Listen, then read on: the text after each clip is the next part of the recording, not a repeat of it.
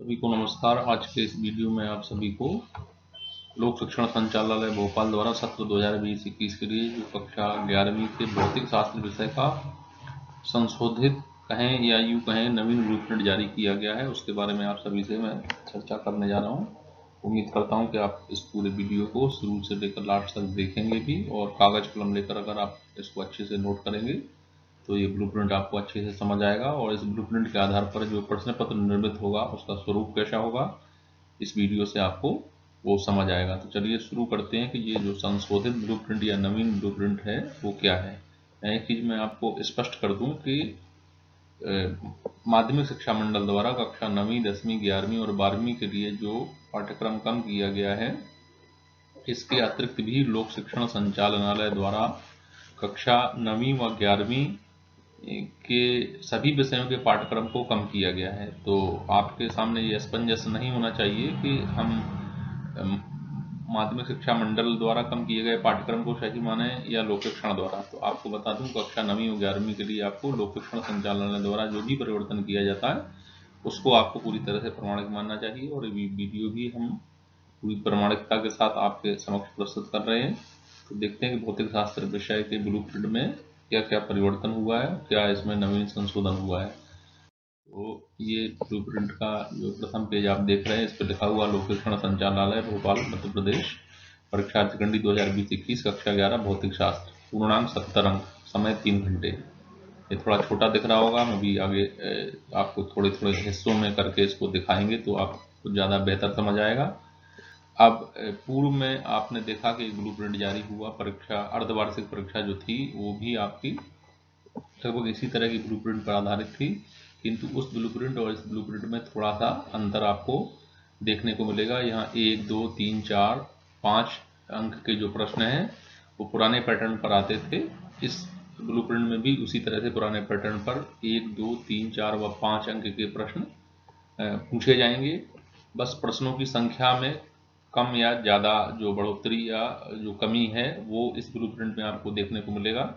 जो अर्धवार्षिक परीक्षा थी वो 18 + 4 अर्थात 18 मुख्य प्रश्न थे और 4 आपके वस्तुनिष्ठ प्रकार के प्रश्न थे, ये पूछे गए थे, तो 22 प्रश्न थे। किंतु इस ब्लूप्रिंट में 14 + 4 अर्थात 14 मुख्य प्रश्न हैं और 4 जो वस्तुनिष्ठ प्रकार के प्रश्न हैं वो प्रश्न इस पूरे ब्लूप्रिंट में रखे गए हैं। इस तरह से 14 + 4 आपको 18 प्रश्न हल करने हैं।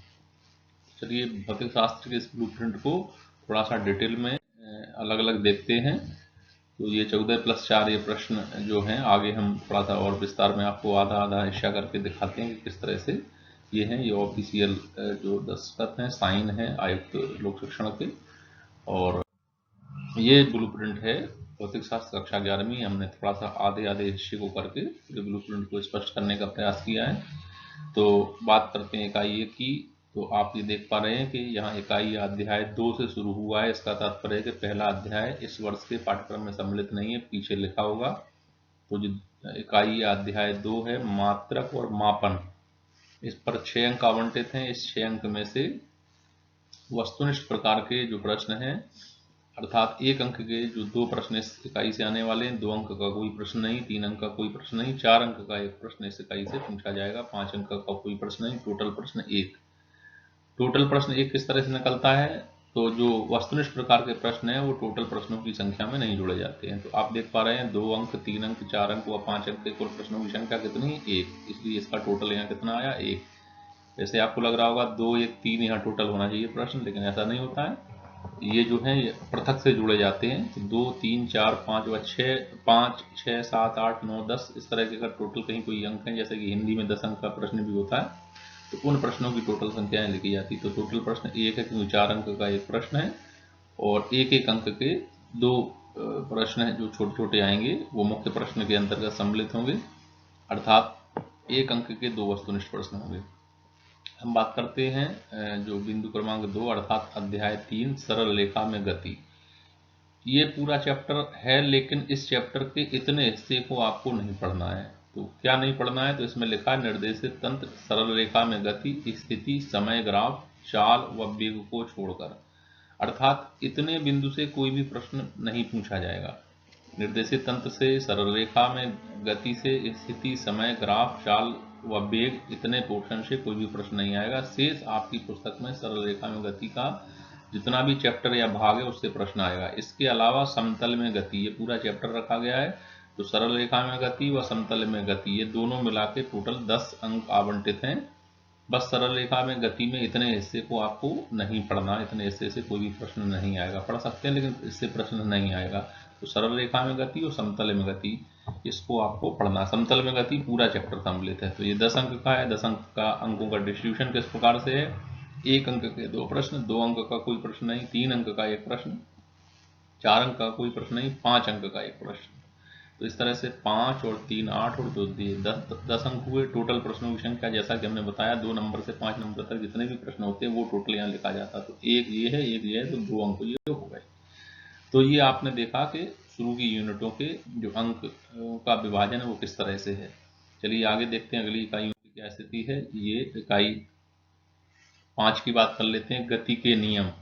तो गति के नियम आपके चैप्टर में हैं, लेकिन गति के नियम के अंतर्गत बल की सहज अवधारणा, जड़त्व न्यूटन का गति का प्रथम नियम, संवेग न्यूटन के गति का द्वितीय नियम, आवेग न्यूटन का गति का तीसरा नियम को छोड़कर, अर्थात गति के नियम तो आपको चैप्टर पढ़ना है, लेकिन इस चैप्टर के भीतर से इतना कंटेंट, इतनी विषय वस्तु को हटा दिया गया है, इतनी विषय वस्तु को आपको नहीं पढ़ना है। इतनी विषय वस्तु से कोई भी प्रश्न आपका परीक्षा में आने वाला नहीं है। शेष जो भी पोर्शन है उससे प्रश्न आएंगे और ये भी 10 अंक का है। इस 10 अंकों का जो डिस्ट्रीब्यूशन है वो 10 अंक का डिस्ट्रीब्यूशन इस तरह से है कि 1 अंक के 2 प्रश्न, 2 अंक का कोई प्रश्न नहीं, 3 अंक का 1 प्रश्न, 4 अंक का कोई प्रश्न नहीं, 5 अंक का 1 प्रश्न। इस तरह से टोटल प्रश्नों की संख्या 2 और ये 10 अंक आवंटित है। हम बात करते हैं इकाई 5 के बाद 6 की, कार्य, ऊर्जा और शक्ति।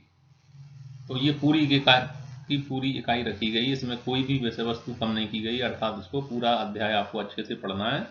7 अंक के आवंटन है इस इकाई के लिए और 7 अंक में ऑब्जेक्टिव टाइप जो प्रश्न है, आप जानते हो कि वस्तुनिष्ठ प्रश्न होते हैं 3-4 तरह के होते हैं, जैसे कि बहुविकल्पीय प्रश्न अर्थात मल्टीपल चॉइस, इसके अलावा फिल इन द ब्लैंक्स अर्थात रिक्त स्थान की पूर्ति करें, इसके अलावा एक शब्द या एक वाक्य में उत्तर, सही जोड़ी बनाइए। इस तरह के प्रश्न जो होते हैं वो ऑब्जेक्टिव टाइप या वस्तुनिष्ठ प्रश्न होते हैं। तो ये 3 प्रश्न इस इकाई से ऑब्जेक्टिव टाइप होंगे। इसके अलावा 2 अंक का कोई प्रश्न नहीं, 3 अंक का कोई प्रश्न नहीं, 4 अंक का 1 प्रश्न है, 5 अंक का कोई प्रश्न नहीं, टोटल प्रश्न 1।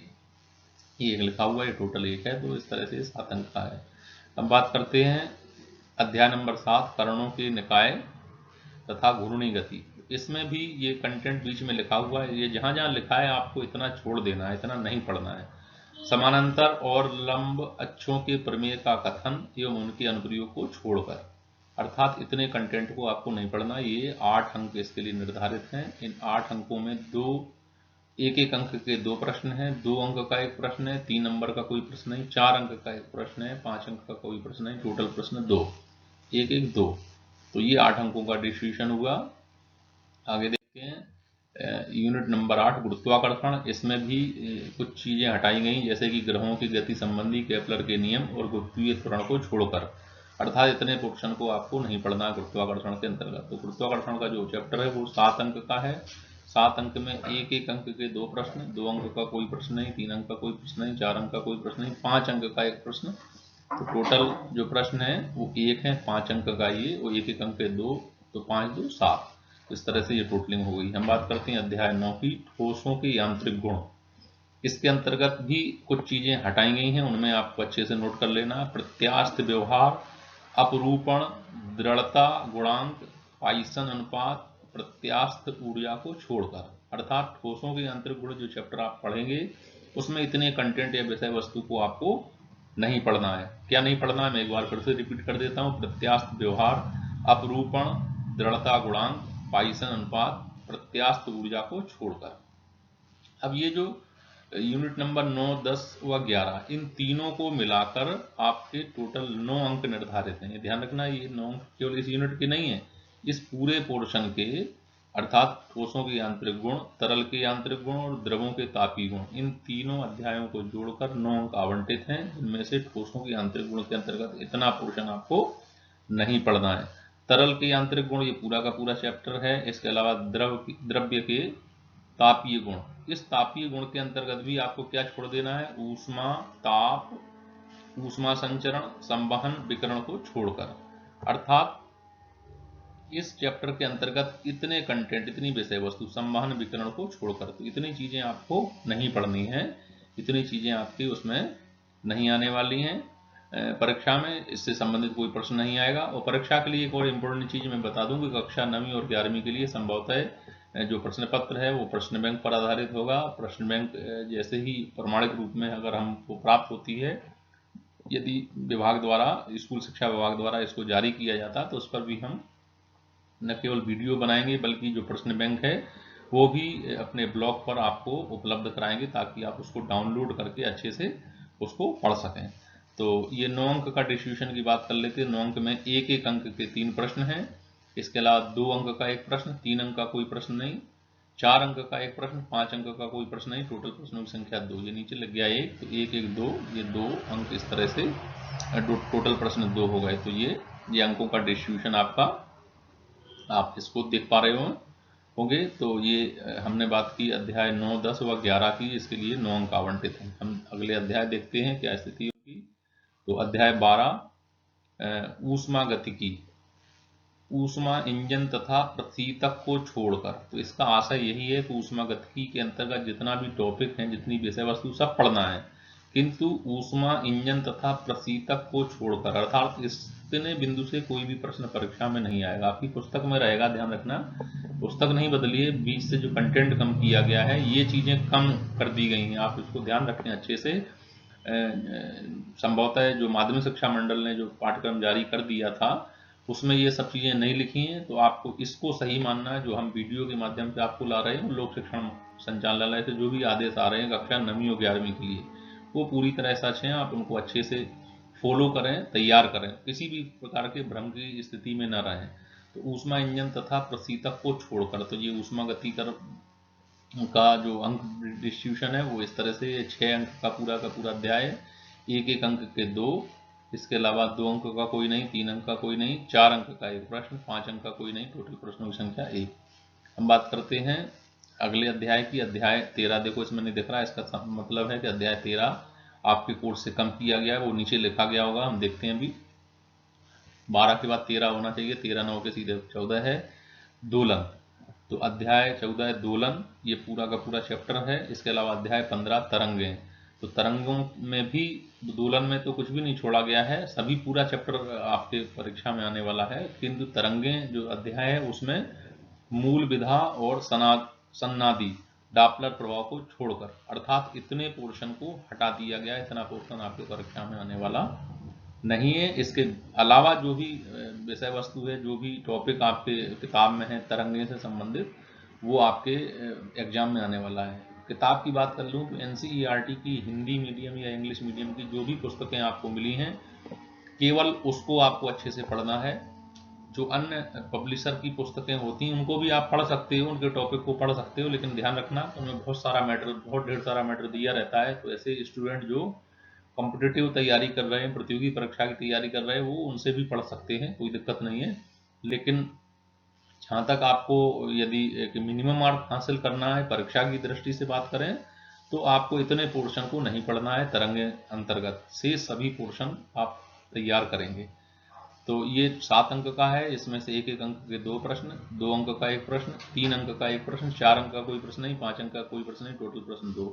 हम टोटल बात कर लेते हैं, तो टोटल ये 70 अंक हो रहे हैं, जिसमें से 1 1 अंक के ये 20 प्रश्न हुए, 2 अंक के 3 प्रश्न तो 6 हुए, 3 अंक के 3 प्रश्न तो इसका टोटल 9 हुआ, 4 अंक के 5 प्रश्न तो ये 20 हुआ, और 5 अंक के 3 प्रश्न तो ये 15 हुए। टोटल प्रश्नों की बात करें तो 14, ये लिखा हुआ 14 + 4। तो पूर्व के जो ब्लूप्रिंट अर्धवार्षिक परीक्षा के समय जारी हुआ था उसमें आपने देखा था कि प्रश्नों की संख्या थी 18 + 4, अर्थात 22 प्रश्न थे। यहाँ प्रश्नों की संख्या को कम किया गया है। माध्यमिक शिक्षा मंडल में कक्षा 10वीं और 12वीं में भी, 12वीं में खासकर प्रश्नों की संख्या इसी तरह से रहती है, फिजिक्स, केमिस्ट्री और बायोलॉजी में, मैथमेटिक्स में, हिंदी में, और जो अन्य जो 100 अंक के प्रश्न हैं उनमें प्रश्नों की संख्या संभवतः ज़्यादातर 21 + 5, अर्थात 21 मुख्य प्रश्न और 5 ऑब्जेक्टिव टाइप प्रश्न होते हैं। किंतु जो 70 अंक के प्रश्न पत्र होते हैं उनमें प्रश्नों की संख्या 14 + 4 होती है, अर्थात 14 + 4, ये 18 टोटल प्रश्न है। तो ये आपने पूरा देखा कि फिजिक्स अर्थात कक्षा 11वीं के भौतिक शास्त्र का नवीन कहें या संशोधित ब्लूप्रिंट कहें वो किस तरह का है। आगे ये देखते हैं कि हटाया गया पाठ्यक्रम, जैसा कि हमने पूर्व में बताया था कि अध्याय 2 से शुरुआत है, तो अध्याय भौतिक जगत हटाया गया है और अध्याय 13 आपने बीच में देखा था, 12 के बाद 13 नहीं था, 13 यहाँ लिखा हुआ है अणुगति का सिद्धांत, तो ये लिखा है वर्ष 2020-21 के लिए हटाया गया पाठ्यक्रम। तो ये अध्याय 1 भौतिक जगत तो अध्याय 13 अणुगति का सिद्धांत इस सत्र के लिए हटा दिया गया है। ध्यान रखना है माध्यमिक शिक्षा मंडल ने भी कुछ पाठ्यक्रम कम या ज़्यादा किया तो उस पर आपको विशेष गौर नहीं करना, ये तो हटाया ही गया है और आपने देखा बीच बीच में से हर चैप्टर से कंटेंट कम किया गया है, तो ये बहुत इंपॉर्टेंट चीज़ है, आप इसको कृपया अच्छे से नोट करें, ढंग से नोट करें। जब भी ब्लूप्रिंट जो आप जहाँ से भी डाउनलोड करें ब्लूप्रिंट मिल जाएगा आपको, विभाग की वेबसाइट पर भी मिल जाएगा, हमने भी अपने पोस्ट पर इसको आपकी सुविधा की दृष्टि से हम अपलोड करते हैं ताकि आप आसानी से उसे डाउनलोड कर सकें, कोई भी व्यक्ति कभी भी डाउनलोड कर सके, तो वहाँ से भी आप डाउनलोड करके इसको औपचारिक रूप से पढ़ सकते हैं। ये कुछ सामान्य निर्देश हैं, इस प्रकार के निर्देश आपको मुख्य परीक्षा के प्रश्न पत्र में भी देखने को मिलेंगे। तो ये शब्द सीमा दी है, 2 अंक का 30 शब्द, 3 अंक के जो रहेंगे लगभग 75 शब्द के, 4 अंक के 100 शब्द के, 5 अंक के 150 शब्द के आसपास रहते हैं, ऐसे आप लिख सकते हो। 1 से 4 तक ऑब्जेक्टिव टाइप रहेंगे जिसमें रिक्त स्थानों की पूर्ति वाले एक वाक्य में सही जोड़ी, सही विकल्प आदि प्रश्न होंगे। तो इस तरह से ये आपका भौतिक शास्त्र का ब्लूप्रिंट हुआ।